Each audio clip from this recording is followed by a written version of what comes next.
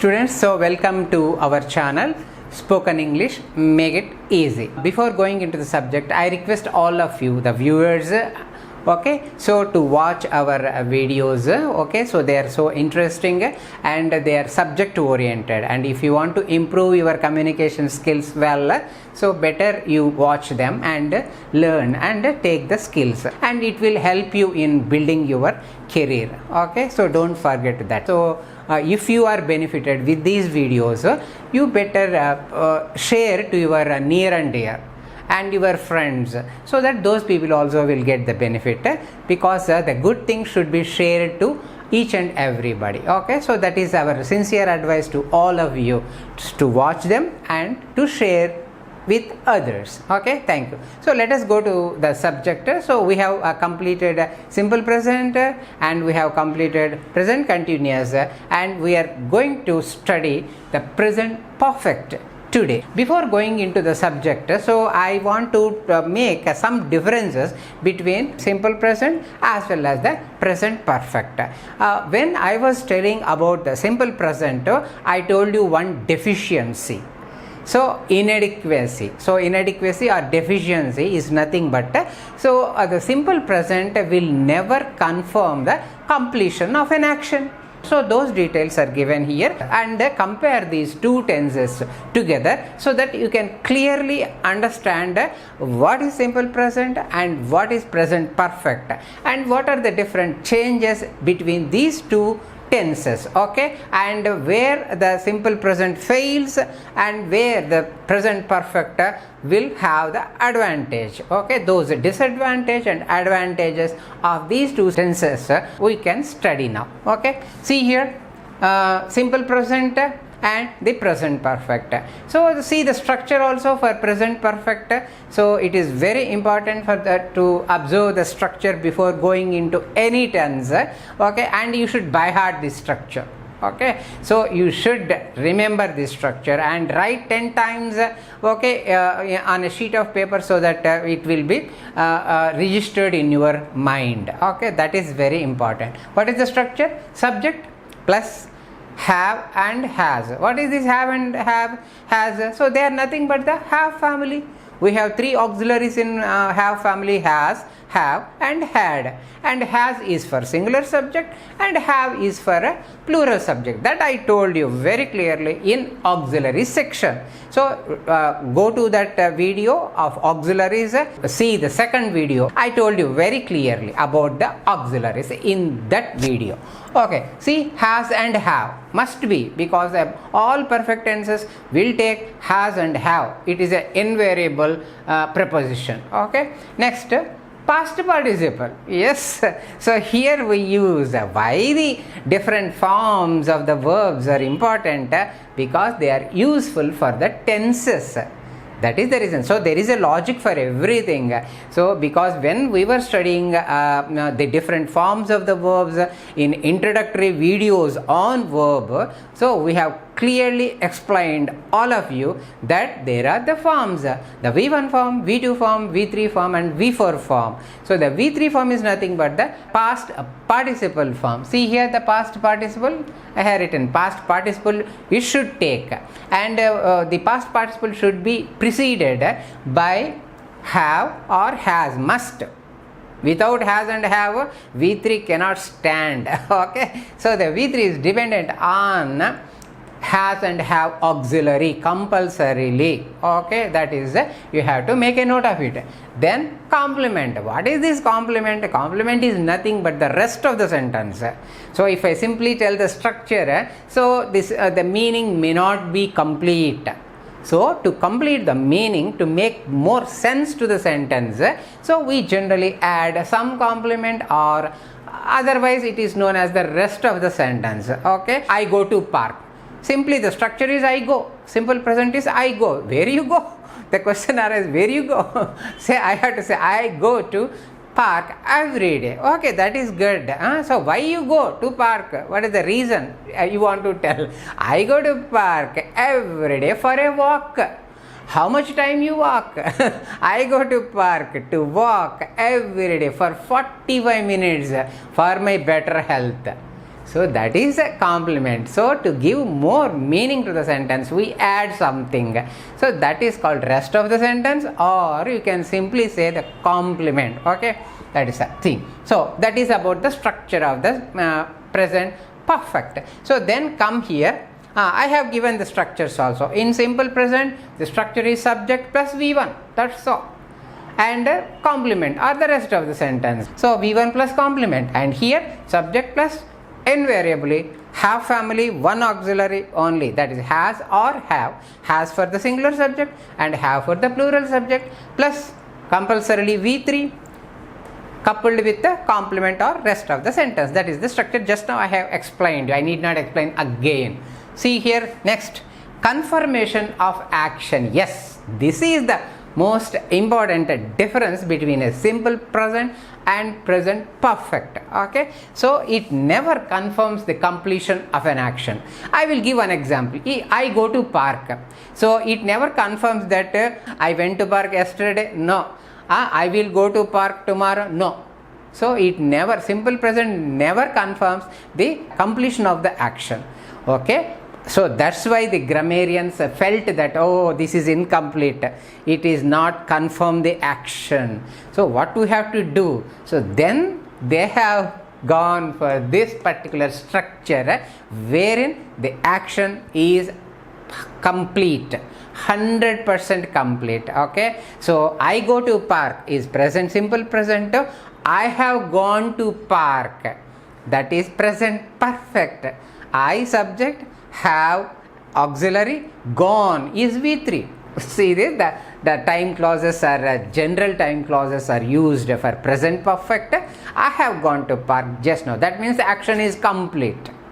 So here the action is incomplete. I go to park, I read books, I play guitar, I paint pictures. Okay, I am a writer, she is a dancer, she dances very nicely, but she has danced. Okay, she has danced just now on the stage, and all the spectators, they appreciated her dance. She dances very well. Okay, so confirmation of the action is not possible in case of simple present, but the confirmation is complete and perfect in case of present perfect tense. That's why the tense is called present perfect. Action is perfectly completed. Okay, next come to the time clauses. So if you construct a sentence, there must be some time clauses always. So when the action took place, yesterday, tomorrow, 10 minutes ago, an hour, a month, in 2020, out of these time clauses, what are the time clauses which are suitable for simple present? You must look into. What are these?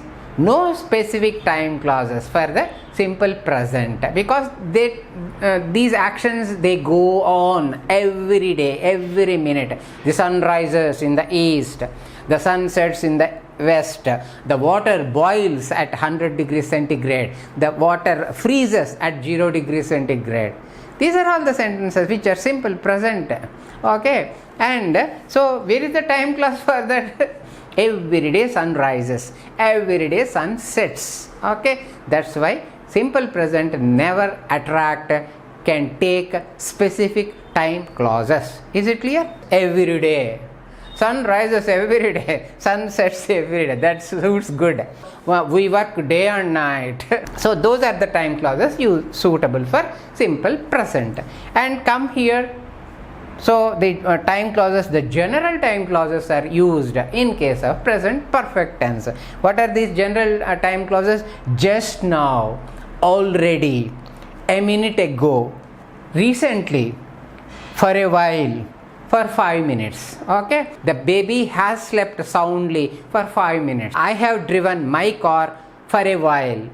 She has driven her car for 5 minutes. I have parked my vehicle a minute ago. So where the action is complete and with the general time clauses but not specific time clauses. So there is one deficiency or inadequacy in case of present perfect also. We cannot use specific time clauses for present perfect. So what are those specific time clauses? Example, I have parked my vehicle yesterday. Wrong. Okay, the baby has slept last before yesterday. Wrong. We cannot use the specific time clauses for present perfect tenses. So that is the inadequacy or deficiency of present perfect. And in present perfect, only general time clauses, no specific time clauses. So that is the fundamental thing you have to notice. And these are the main differences between simple present and the present perfect. The present perfect is widely used in conversational language. So main important thing to be remembered in present perfect is, so if the time clause is not so important, if the time is not so important, better you go for a present perfect rather than simple past. The simple past is useful where the time is specific and you want to tell the time.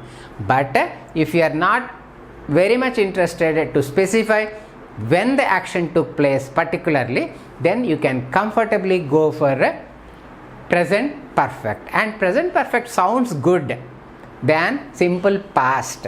Simple past is somewhat harsh to speak, but present perfect is very lovely tense and very widely used after simple present. Okay, so this is a very wonderful tense, and we shall discuss what are the different uses of present perfect. Okay, so in the coming next slide, one of my friends asked me, would you like to have a cup of coffee? Then I replied, no thanks, I have just taken. Okay, here the time is not important for my friend, the action is important. So kindly have our wonderful slogan, spoken English, make it easy. Thank you. Yes viewers, so here are some more examples and regarding the present perfect tense. So they are on the board. Okay, so see the examples. I have driven my car for a while. We have completed the project already. Smith has left office a minute ago. She has given her opinion. They have admitted their mistake just now. Would you like to have a cup of coffee? No, thanks, I have just taken. Okay, so you know the structure, subject plus has for singular subject, have for the plural subjects, plus compulsorily V3 past participle form of the verb, plus complement or rest of the sentence. And most importantly, if the time is not that important, okay, while you tell something, the time is not important but the action is important, or completion of action is important, whether the action has been completed or not, that is important. See here I have given note, time is not important but action, completion of action is important. Okay, and one more thing, so see the time clauses here already. So these are the general time clauses, not a specific time clauses. Already, a while, a minute ago. See here, is there any time clause for this? She has given her opinion, that's all, there is no time clause. When she has given her opinion. Okay, so action is important, time is not important. So this is highly wonderful. So these are the examples. I have driven, so you can see the structure also. See, I is the plural subject, it took have. Driven, drive, drove, driven, it is V3 form. My car for a while. We have, we is a plural subject, it took have. Completed, this is a regular verb, this is an irregular verb, this is a regular verb. Drive, drove, driven. And here complete, completed, completed, completed is V3. The project already. Smith has, Smith is a proper noun, it always takes a has. All proper nouns will take has only because they are singular in nature. Smith has left office a minute ago. She has driven, she is a third person singular and it will take has, not have. She has given her opinion. They have admitted, they is plural, that's why it took a have. They have admitted their mistake. when they have admitted just now. It is not that important. Okay, would you like to have a cup of coffee? No, thanks, I have just taken. So dear friends, so let us go to some more examples so that you can know this tense very clearly. Okay, thank you.